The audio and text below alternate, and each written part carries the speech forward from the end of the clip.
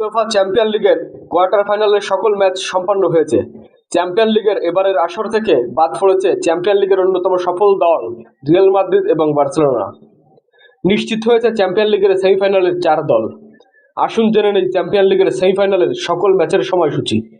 Champion লিগের semifinal নিশ্চিত করেছে PSG, Bayern Munich, Atletico Madrid এবং আর্সেনাল।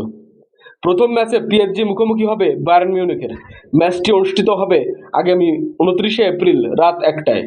ম্যাচটি হোম এবং অ্যাওয়ে ভিত্তিতে 2 লেগে অনুষ্ঠিত হবে। 2 লেগে যারা গোল ব্যবধানে এগিয়ে থাকবে তারাই ফাইনাল কোয়ালিফাই করবে। এবং অপর ম্যাচে ইংলিশ ক্লাব আর্সেনাল মুখোমুখি হবে স্প্যানিশ ক্লাব অ্যাথলেটিকো মাদ্রিদের। ম্যাচটি অনুষ্ঠিত হবে আগামী 30শে এপ্রিল রাত 1টায়।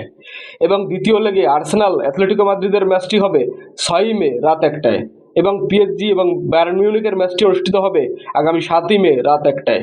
2 লেগ মিলিয়ে যারা গোল ব্যবধানে এগিয়ে থাকবে তারাই কোয়ালিফাই করবে ফাইনালে।